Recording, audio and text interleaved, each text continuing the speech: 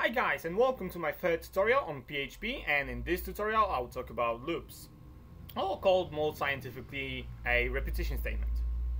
Now, loop is something that repeats our code certain amount of times. So it means that we have some kind of code.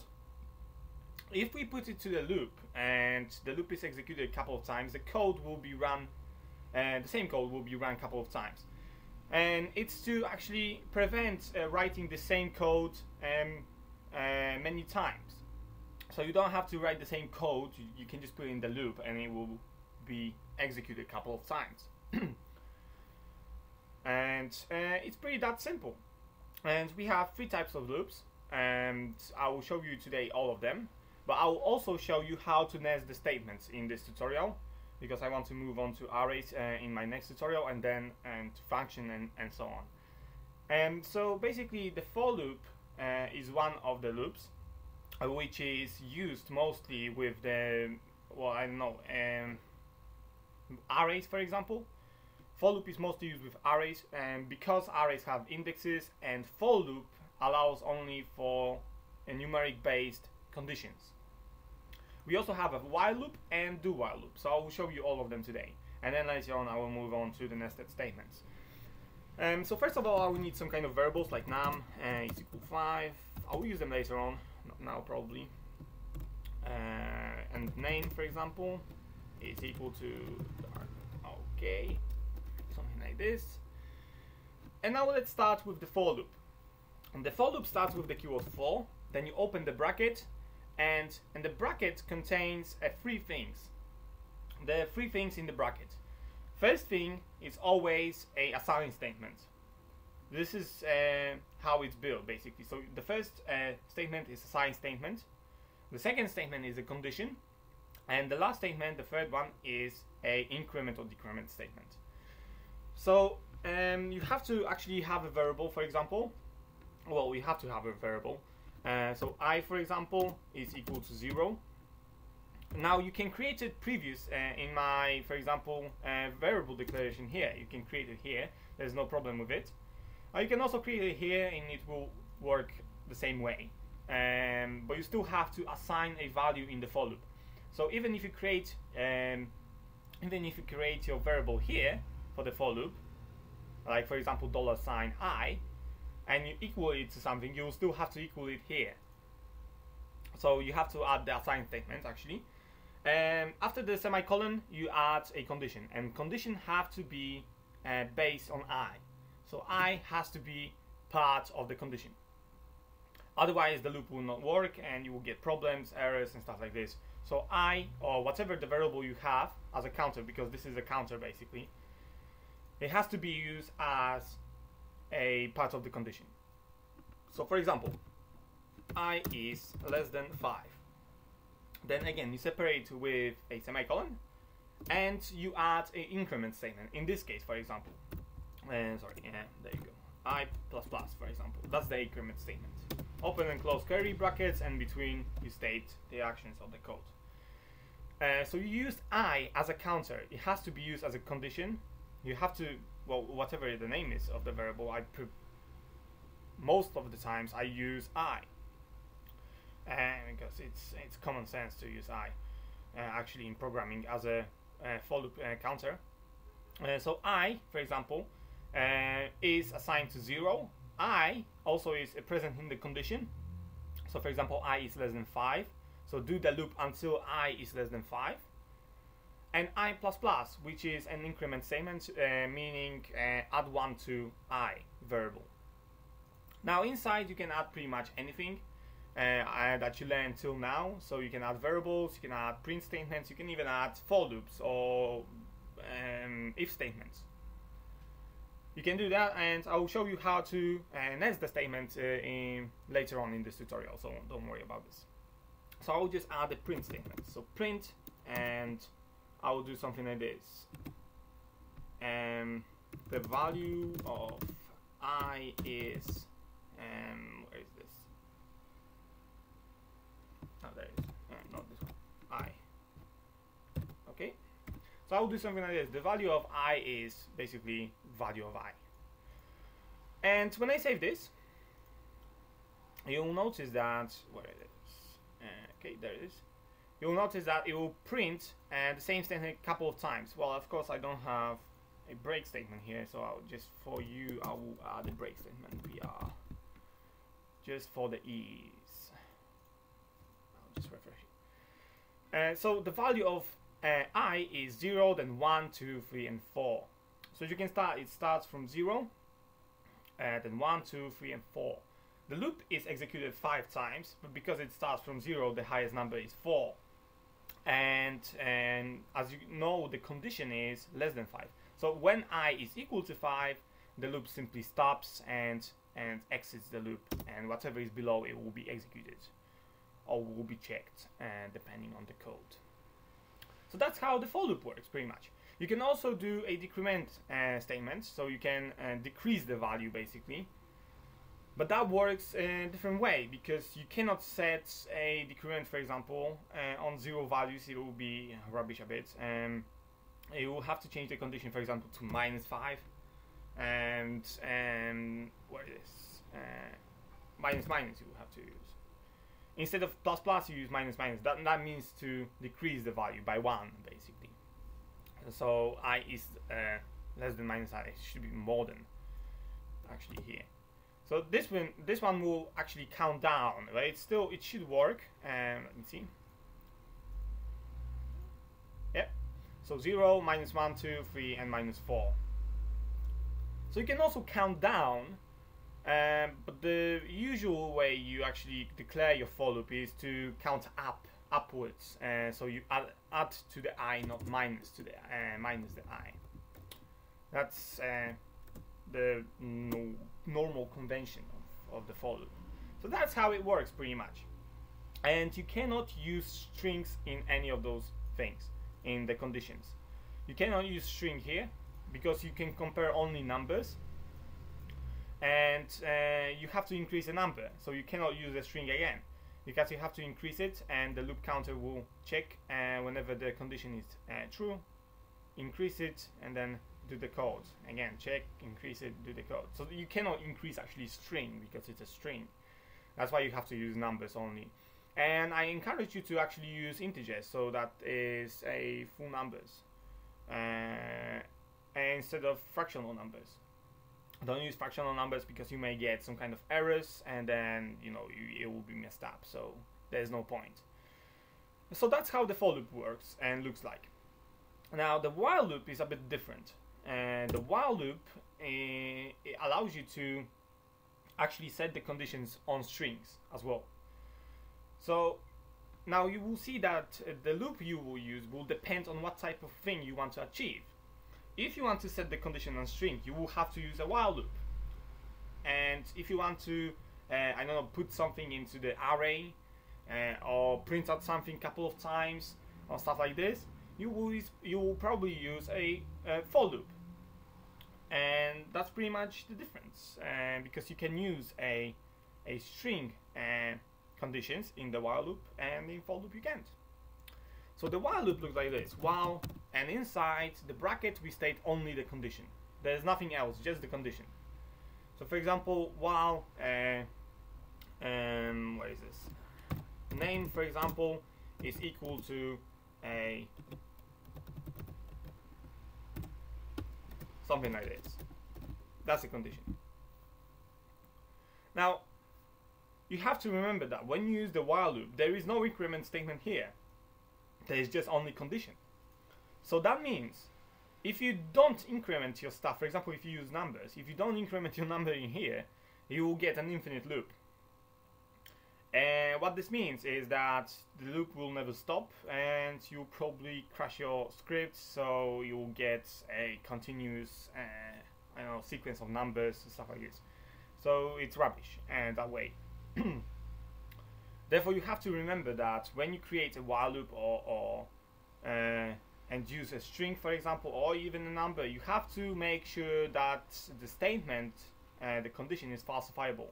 That means it has to become false in the future, in some kind of future. I don't know for how long it may run, but it's a falsifiable statement, so it has to become false in the future. This way you will not create an infinite loop. So for example, name is equal to, do it while name is equal to dark. If I just leave it like this and just put the print statement here, and I put print statement, for example, print this, something like this, you will notice that it will just print everything. It will just print it, and print it, because I didn't change the value of the name of my variable. But if I do something like this, blah, blah, blah, whatever, doesn't really matter, this will be printed only once, because the name changes, and it will just do it while the name is equal to dark. Otherwise it won't do it. Save. As you can see, just once. But if I don't put the statement in, it will print it well, forever, basically, as long as you have your web browser open. So it will print it forever. It will never stop, because there is no way to falsify the statement. And you have to remember about this, because this is quite crucial. You have to remember about this, that you have to actually set some kind of falsifiable statement, or make the value here, which you compare, to make it false in some kind of future in the while loop. It has to be in the while loop, because while loop doesn't exist until it's false. So that's pretty much how you can do it on the strings. Well, you can also do something else later on. I will show you with the nested statements.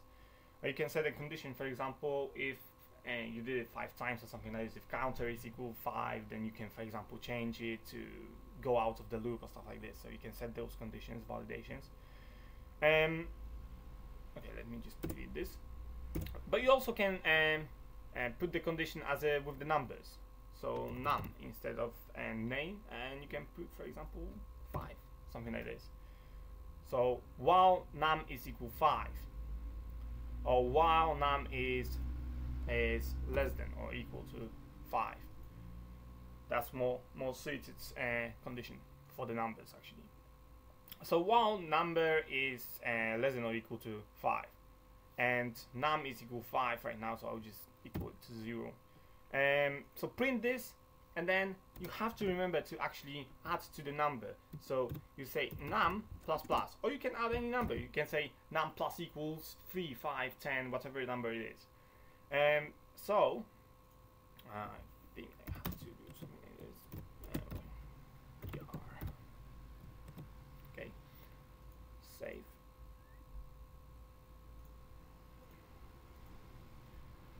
So as you can see, it prints out a 6 times actually, because it's equal to, so it's less than or equal. And that's why it's printing it 6 times, not 5. If I just say less than, it will be 5 times. Less than equal 6.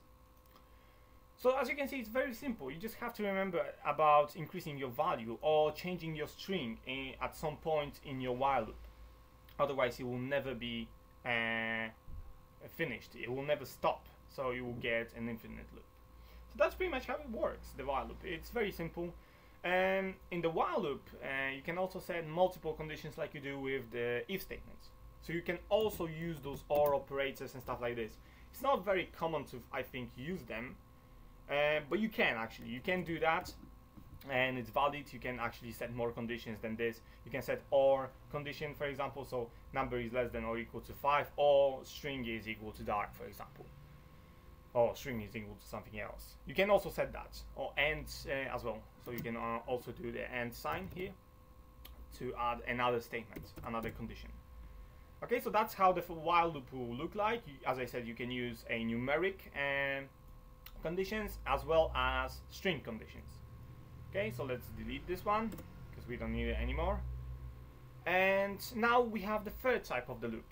The third type of the loop is it's similar to the while loop because it's do while, but the functionality is different, and I will show you why. The do while loop starts with the keyword do, then you have nothing basically. Then the action, you open and close the curly bracket between which you add your code, and then at the end you have while, and inside the bracket you state your condition. So for example, I don't. Well, let's put it on the name. Name is equal to something, whatever it is. And also, you have to remember that when you do the DoWhile loop, you have to put a semicolon at the end of the while statement. You have to do it because it's a different structure, so you have to do it. Okay, so pretty much like this. DoWhile looks like this. If you have a do keyword first, then you open and close curly brackets for the actions, and then at the end you have a while statement with the condition. Now, what's the difference between them? Well, actually, let me show you. As you can see, the name is equal to is something. But my name is equal to dark, and that's not true. While name is equal to is, but it's not equal to this. Therefore, it's false. So this loop, in common sense, should not be executed, but it will.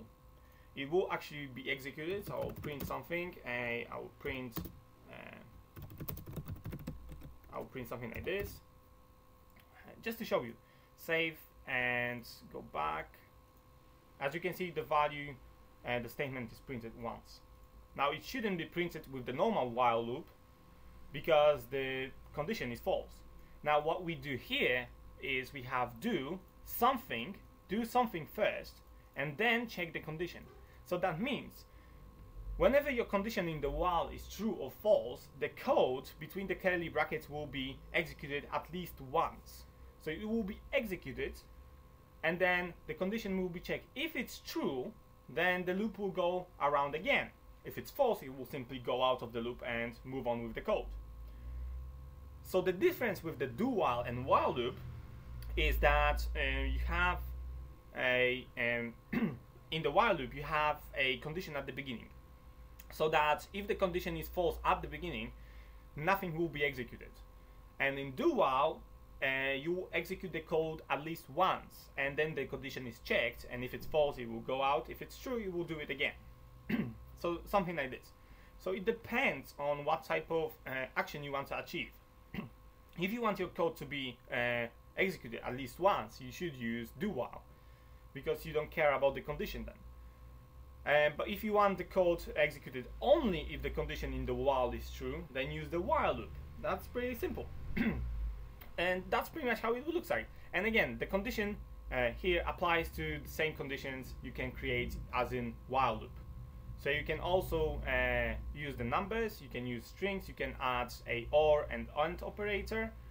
So it's not limited to just this. And that's pretty much the difference between do while and while loop. Just the structure, just the build and the functionality.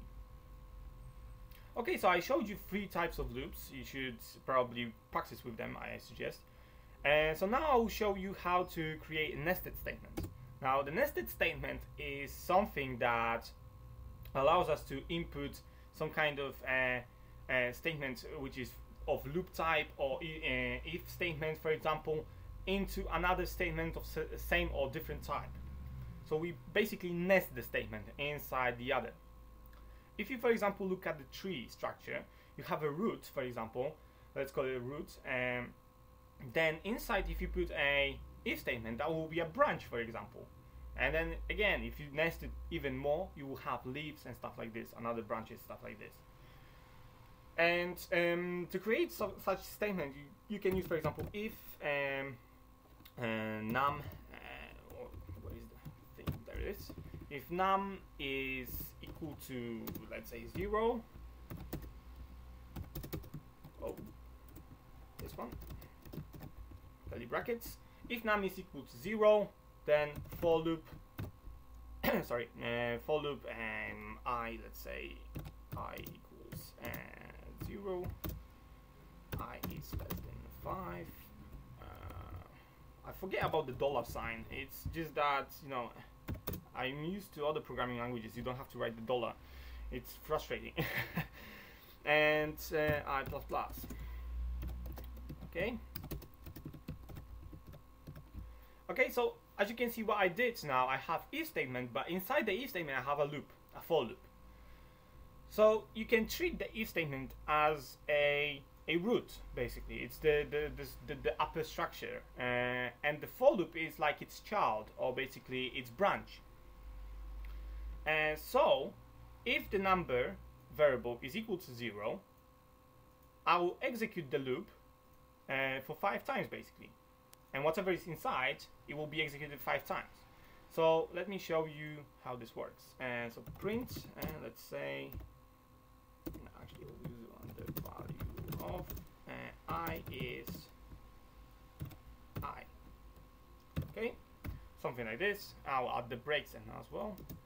BR, just to show you the formats and stuff. Okay, so F5, and you will see 5 outputs. But if I change it in the number, if I change it to 1, nothing will be printed actually. So F5, nothing gets printed, because the for loop is inside the if statement. So if statement is wrong, then this will never be executed. And again, you can put more of those statements inside. So you can nest it as much as you want, basically. This is how you basically nest it, but you can nest it as much as you want. It's not really recommended to do so. It will rubbish your code. It will, well, it's not very, programmatically sufficient to do so.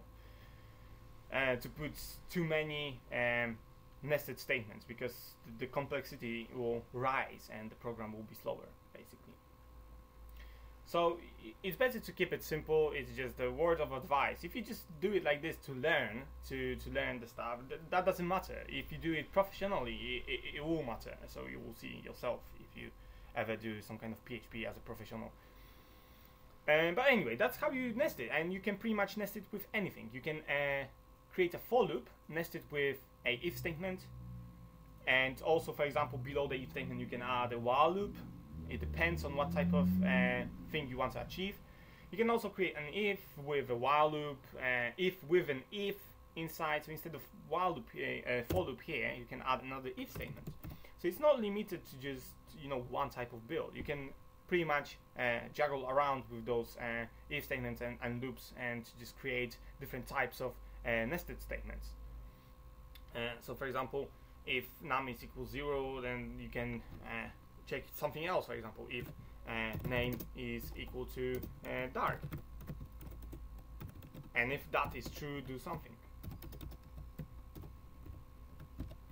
As you can see, this is called the validation, basically. So you have one condition, and then you check another condition and execute the action accordingly. If it's true, if both are true, something will be executed here. If just this one is true, this one will be checked. If it's not true, if something else is here, it will be executed. This will not be executed. So it's very simple concept. It's just that you put another statement of same or different type into a any structure, any if statement or for loop or while loop and stuff like this. So it's very simple. And that's pretty much it about this tutorial. I showed you loops, how they work, and what loops we have, but I also showed you how to nest the statements. I advise you to actually play around with this. Have some statements nested even more, because you can put a tree like this. So it will get a bit confusing later on if you put too many, but you can actually do it. Just play around with it and get used to that nesting and loops. So visit my webpage also for more tutorials, written ones and video links. You have loads of them there. You can also check for news. I post them every month, about every month. Whenever I get time, I post them, and together with the uploads and stuff like this. So you get the news, and visit my YouTube channel for more tutorials as well. If you like my videos, you can subscribe on the channel, on my videos. Give it a like if you want to, and share maybe, or add favorites, I wouldn't mind. And I will see you probably in my next tutorial. Bye.